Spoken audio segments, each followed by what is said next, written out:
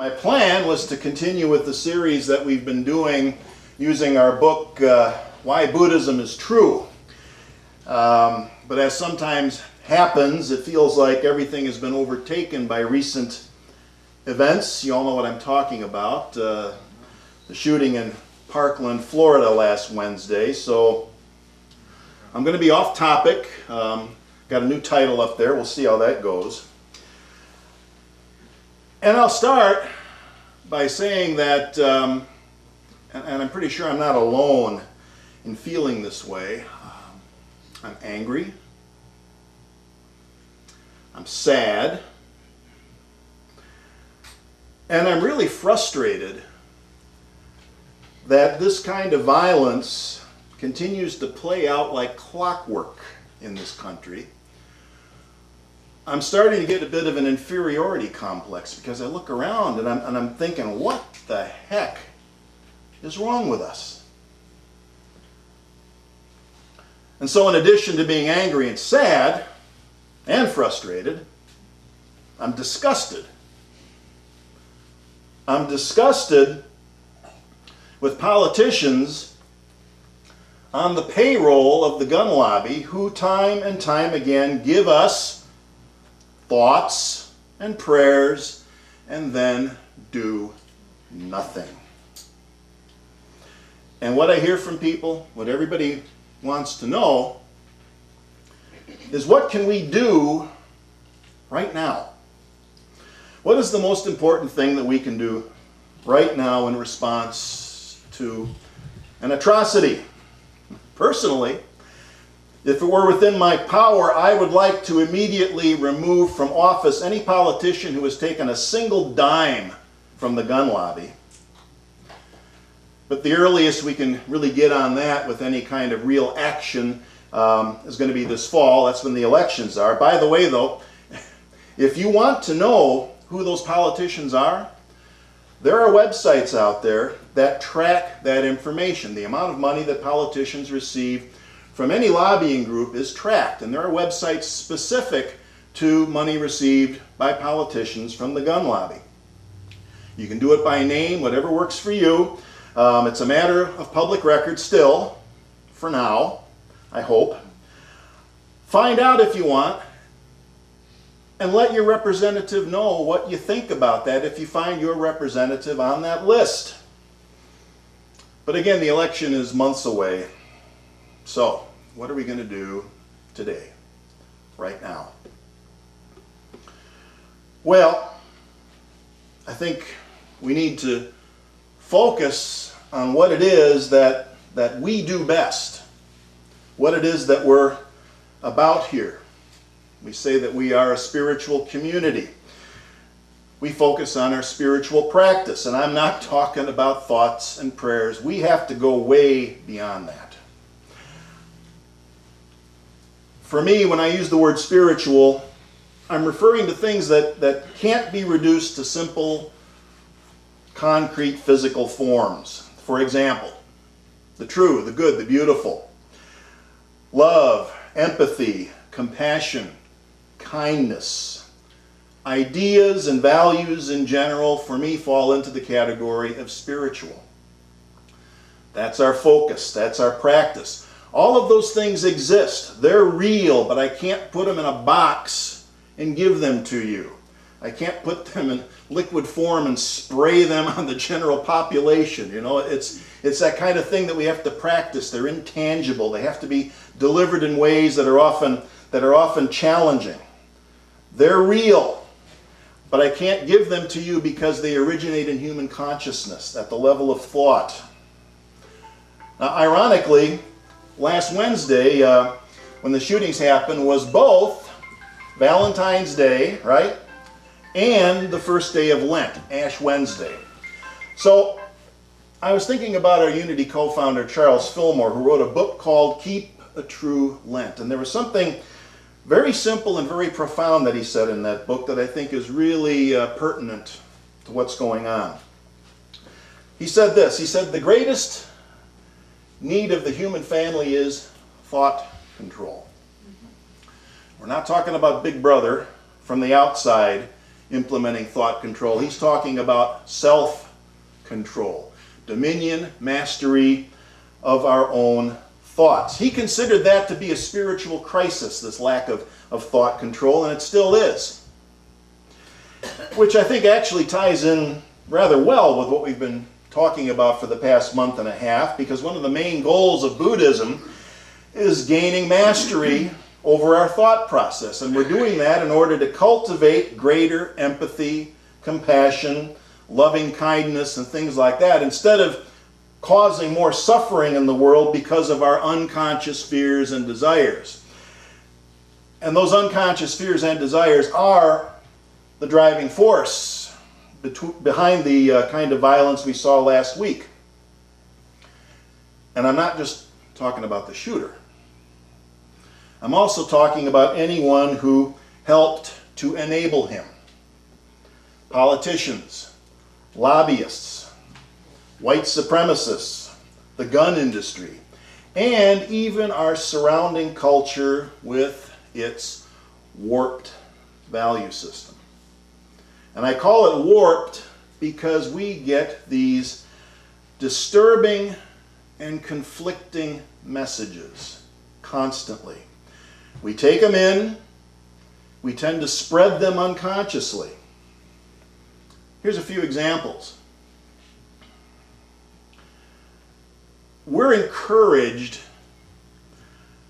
to idolize people who simply entertain us or who make a lot of money. I mean, look at all the, it's all over the place. That's just a few examples.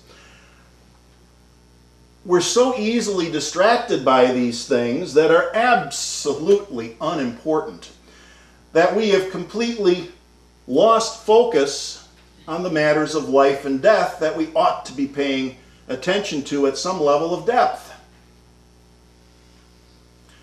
We're told that empathy, kindness, compassion are signs of weakness.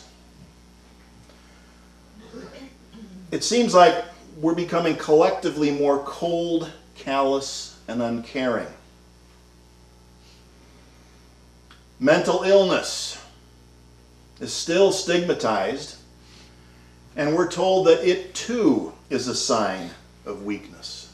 How many people who need help are going to admit to themselves that they might need help if that very admission marks them as weak, defective, or even evil? I'll get to that a little later on. Selfishness and greed are exalted in the name of liberty. We value property and inanimate objects more than human life, and then we use the Constitution to justify it. We live in a nation that proudly brags about being Christian, a Christian nation. Well, the last time I checked, the guy who got the whole thing rolling, that Jewish man from ancient Israel named Jesus, he was a pacifist. He was a pacifist. And yet at the same time, we get this message from this Christian nation that idealizes violence and romanticizes violence and tells us that it's okay to use violence to solve your problems. And look what happens. Somebody took that advice. Lots of people take that advice. Got a problem? Violence will help you to solve it. Guns too. We're constantly told that we're in danger, facing these existential threats, and the only way to be safe is to make sure that everyone can have as many semi-automatic rifles as they can afford to buy. Somehow, we've succeeded in making firearms an ultimate and absolute good that is not to be questioned or limited in any way. And that's a major change that I've watched happen in my lifetime. I used to be a Boy Scout.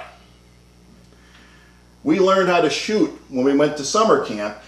And I remember the message that was drummed into me, the message I got, which said that that rifle in your hands is a useful but very dangerous tool. It's not a toy. It's not a problem solver. And somehow, all of that changed in my lifetime. And the warped message that we get is this: got a problem? Get a gun. Lots of guns. That idea is going to have to change before we can claim to have any kind of well-regulated militia.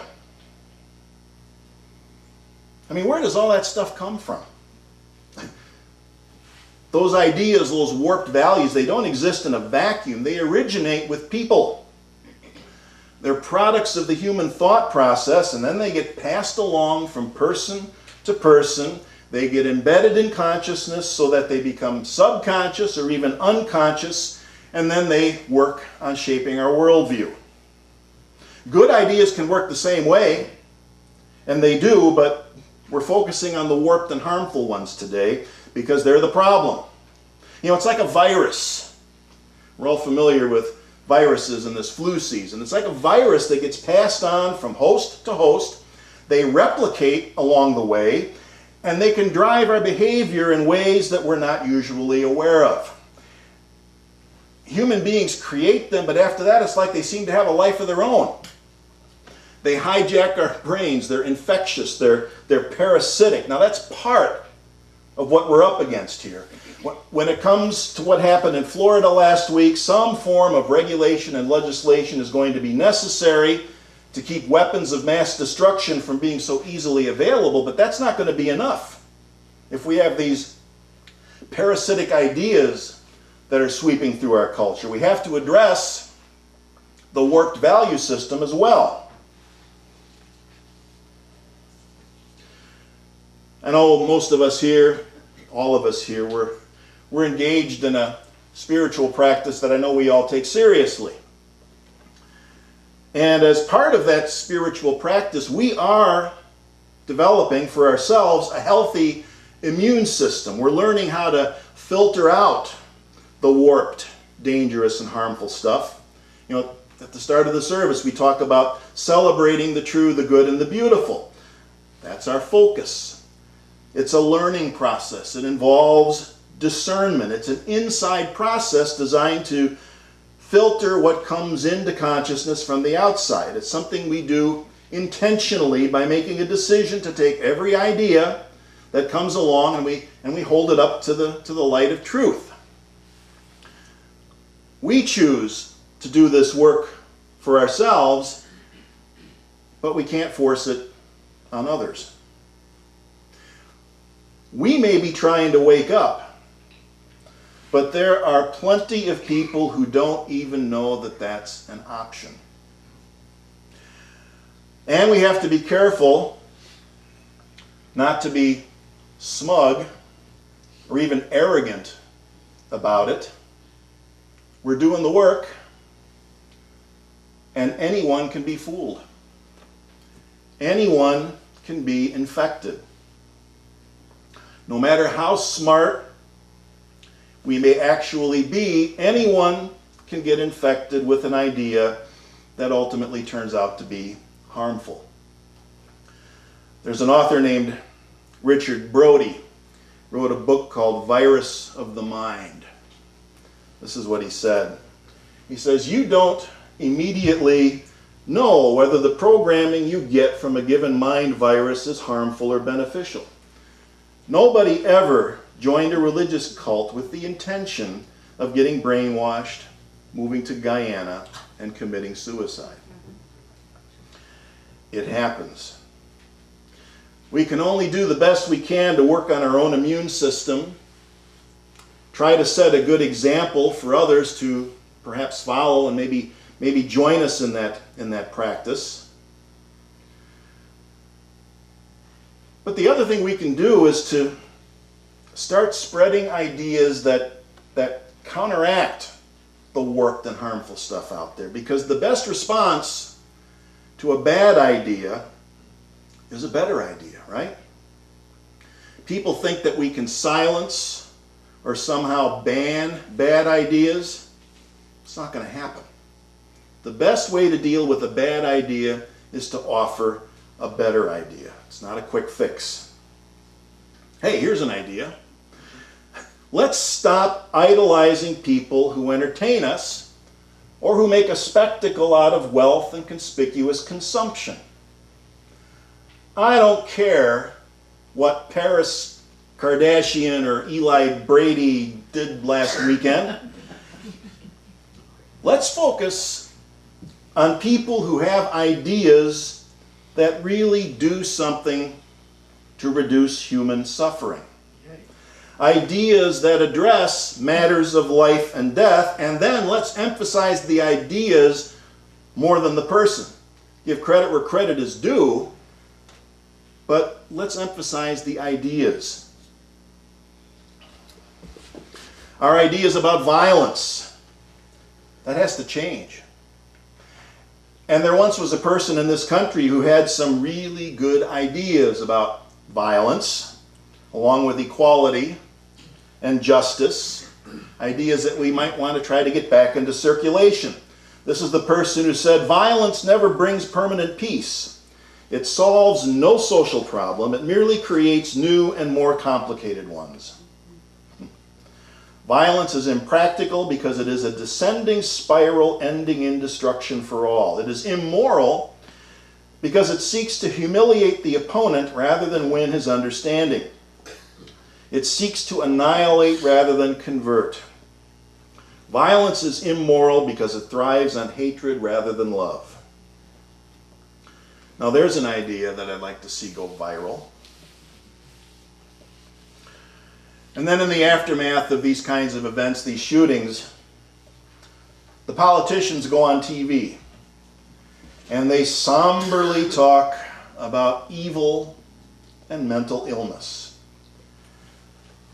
They lump the two together and they create this appearance of an equivalence. And even if mentally ill people aren't really evil, and they're not, but the message is that they're at the very least dangerous. The stigma, the stereotypes live on, and they discourage people from seeking help who really need help. So, can we stop the demagoguery and look at the facts? Here's some facts. People with serious mental illness are rarely violent. Only 3 to 5% of all violence, including, but not limited to, firearm violence, is attributable to serious mental illness. The large majority of gun violence toward others is not caused by mental illness. That's a paper that was published in the Psychiatry Journal. It's been just about 10 years ago that they published that. We've known about this for a long time. But hey, even if they are right about this being a problem that is primarily caused by mental illness instead of unlimited weapons of mass destruction,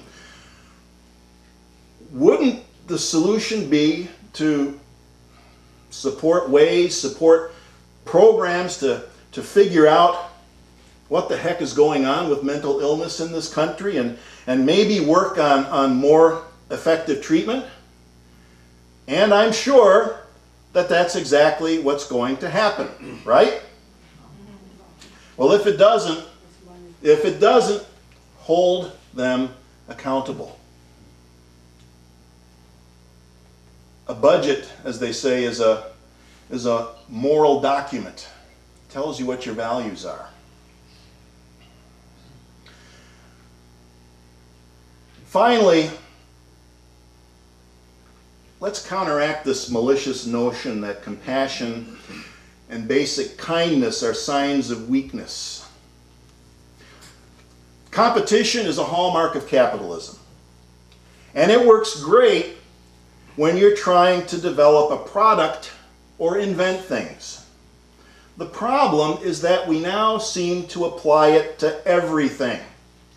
And what we end up doing is we turn life into a collective zero-sum game where there always has to be a loser. That's what a zero-sum game is.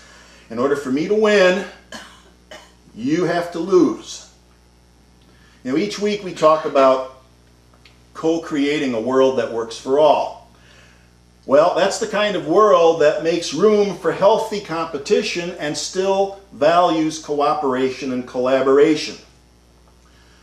The zero-sum game is the polar opposite of a world that works for all. When life becomes a zero-sum game, weapons of mass destruction are inevitable, whether it's a nuke in the hands of a rogue nation or an AR-15 in the hands of an angry teenager. Now, we're not going to prevent every tragedy like this from happening. But does that mean we should do nothing? Not even try? I'd rather try and fail. I'd rather try and make a few mistakes. You know, to use a gardening metaphor, this is springtime, but I guess for you gardeners out there, it's going to get awfully cold this week. But this is about pulling weeds and planting seeds. Right now, it seems like our collective consciousness has been overtaken by weeds. But that can change. But the change is going to be one seed, one better idea at a time, and we're the ones that have to plant them. Maybe next week we'll get back on topic. Let's hope so. I'll see you then.